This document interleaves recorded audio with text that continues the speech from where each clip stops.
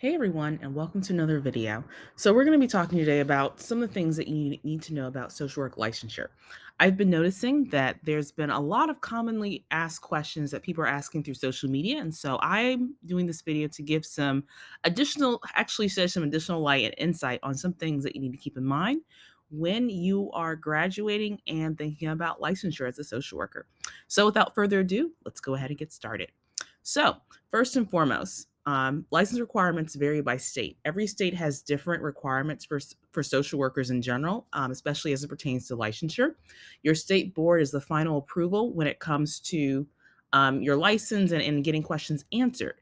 However, it's important to keep in mind that many times there's a policies portion of the State Board of Social Work's website, and you can actually scroll through and find the answers to some of the commonly asked questions.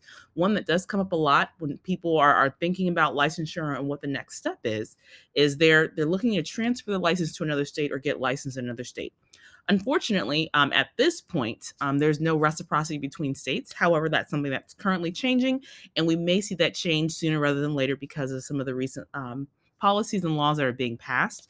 But for the most part, if you're looking to get licensed in another state, you do need to go to the state's website to find out the application for licensure by endorsement, which means that one state is endorsing your license to another state. So it's a fairly easy process. It is mostly paperwork and paying whatever fee is associated with that and having your score transferred to that specific state, but it's definitely possible. There are three levels of licensure when it comes to social work, and those are bachelor, master's, and clinical level.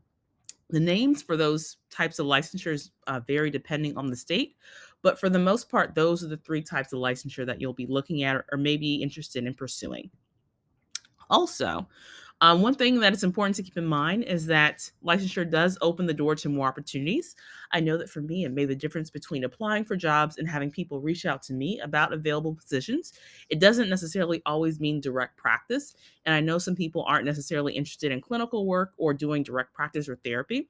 However, a license helps you move forward when it comes to career stuff, and it also doesn't hold you back if you're interested in more macro level positions. It's something that provides credibility, and also for some states, they don't allow you to call yourself a social worker until you have passed a licensure test. So it provides additional layer of credibility, but also legitimacy to your social work practice. So there's several different types of licensure as I've mentioned before.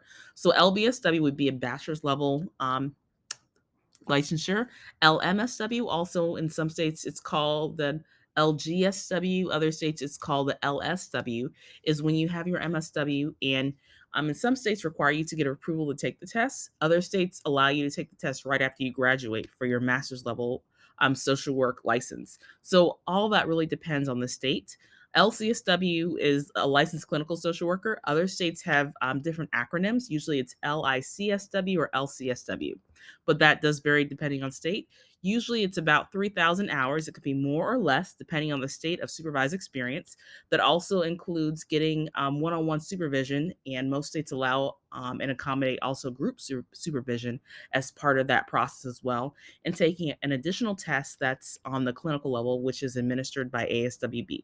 So ASWB is the organization that administers all three levels of these tests. There's also a practice test available that you could take that can give you some deeper insight into what specifically that you want to study for when you're looking at different resources and wanting to basically channel your efforts into the information that's going to help you be successful and pass the test.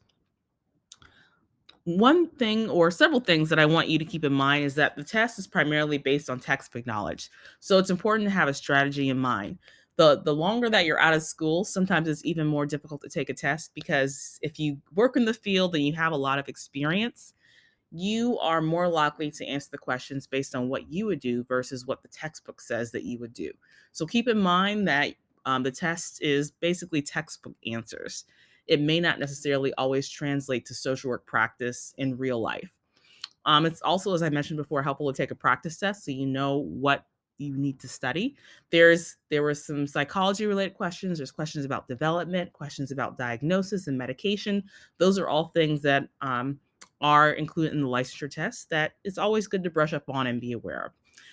I also do want to put in a plug for registering with the ASWB registry because it can be a lifesaver, especially if you're interested in getting licensed in various states.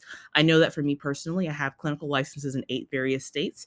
And so the ASWB registry for me has been incredibly helpful and has been a time saver when it comes to making sure that I have all my CEUs in place and that I'm still meeting the requirements for licensure in each of the states that I am licensed in. So that about does it. Thank you so much for watching. Please be sure to like and subscribe. I'll catch you on the next one. Have a great one.